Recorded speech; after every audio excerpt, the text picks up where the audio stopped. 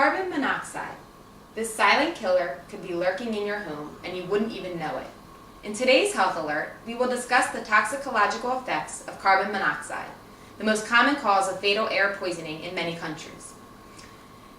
With me here today is Rachel Korn, a CDC representative specializing in carbon monoxide poisoning.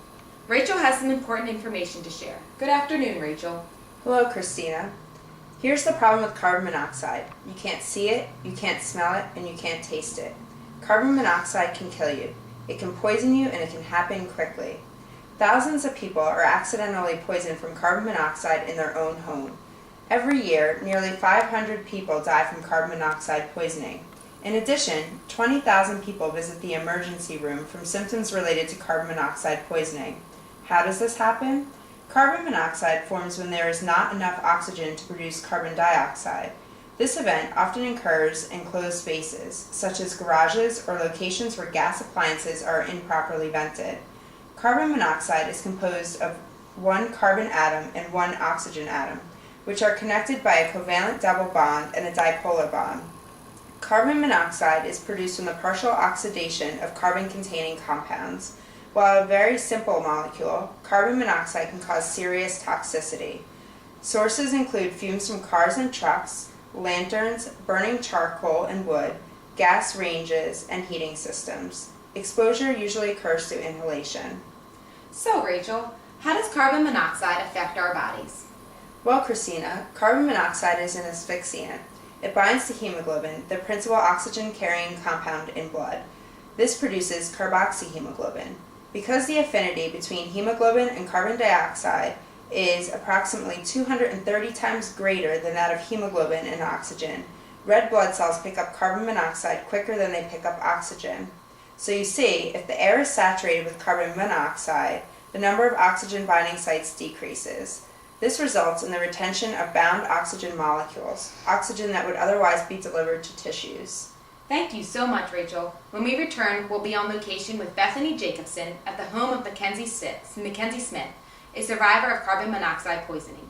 As we approach the winter months, we can all learn from Mackenzie's story. Carbon monoxide. It's colorless, odorless, and tasteless. Is it in your home? The only sure way to know is with the First Alert battery-operated carbon monoxide detector. With just the touch of a button, you can test your detector to be sure that it is functioning properly at all times. Our carbon monoxide detector utilizes electrochemical sensors for increased accuracy. Easy battery access allows for effortless battery replacement. The First Alert carbon monoxide detector comes with a 5-year limited warranty and documentation ensuring compliance with UL standards. $19.99 is a small price to pay to ensure your family's safety from carbon monoxide poisoning. We are all guilty of it. As the weather gets colder, we are often tempted to start our cars in the warm environment of our garage. However, what most people don't realize is that in doing so, they're actually putting themselves and their family at risk. Here with me today is Mackenzie Smith. Let's hear her story. It was a cold winter morning last December. I was rushing around getting ready for work and did not have a chance to warm up my car. Ready to leave the house, I jumped in my car and started it in our small garage. My husband and children were still fast asleep. It must have been colder than I first realized because there was frost on my windshields. It seemed like it was taking forever to defrost. In only a matter of minutes, my head started pounding. I felt nauseous and dizzy. At first, I thought I might have come down with the flu, but my symptoms came on so suddenly. The last thing I remember is feeling very disoriented. I must have passed out. When I regained consciousness, I was surrounded by EMTs with an oxygen mask over my face. I could faintly hear the EMTs telling my husband that if he had not found me so quickly, I would have died. Wow, what a scary story. Knowing what you know now, what advice would you offer to our viewers? At lower levels of exposure, carbon monoxide can impart symptoms which are often mistaken for the flu. However, unlike the flu, symptoms of carbon monoxide poisoning arise suddenly, usually in enclosed spaces. With only a matter of minutes to spare, headaches, dizziness, disorientation, nausea, and fatigue should be taken seriously. I would also recommend installing carbon monoxide detectors throughout your home to alert the household of carbon monoxide levels above normal exposure. So that's the big question. What levels of carbon monoxide are considered abnormal? That's a great question, and that's a question I asked myself after my accident. After doing some research, I have found great resources that detail this information. The current Occupational Safety and Health Administration, or OSHA, permissible exposure limit for carbon monoxide is 50 parts per million, or 55 milligrams per cubic meter as an 8-hour time-weighted average concentration. The National Institute for Occupational Safety and Health, or NIOSH, has established a recommended exposure limit for carbon monoxide of 35 parts per million, or 40 milligrams per cubic meter as an 8-hour time-weighted average, and 200 parts per million, or 229 milligrams per cubic meter as a ceiling. So in your research, have you found any information about the LD50 of carbon monoxide in humans? I did not find any LD50 data for humans. However, the LD50 in rats was determined to be 1,807 parts per million over a duration of 4 hours. In these same studies, carbon monoxide was shown to diffuse across the placental barrier, resulting in low birth weights. Based on this information, one can assume that the LD50 for a human fetus would be significantly less.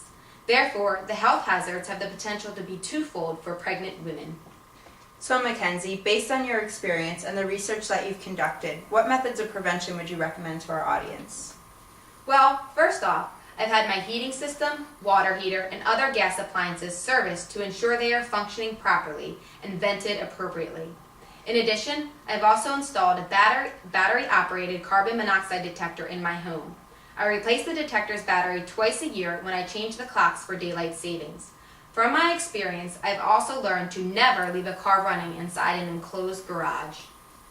Gasoline or charcoal burning devices, such as generators, grills, and camp stoves, should never be used inside your home, basement, or garage. Gas ovens should never be used as a method of heating your home. If you suspect that you or someone in your family has been exposed to carbon monoxide, seek immediate medical attention. Also, if your carbon monoxide detector alarms, leave your home and immediately dial 911. Thank you, Mackenzie, for all the valuable information that you have shared with us today. We hope that our viewers have learned from your story. Now let's return to Christina and Rachel back at the studio. To wrap up our segment on carbon monoxide poisoning, let's return to Rachel Korn, our CDC representative, for information about the long-term effects of carbon monoxide poisoning. Thanks, Christina.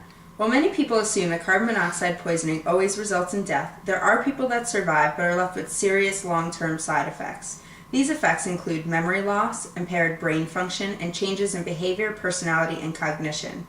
Carbon monoxide poisoning can also cause permanent damage to major organs such as the heart and the brain. Other long-term effects include headaches, loss of muscle and bladder control, and impaired vision.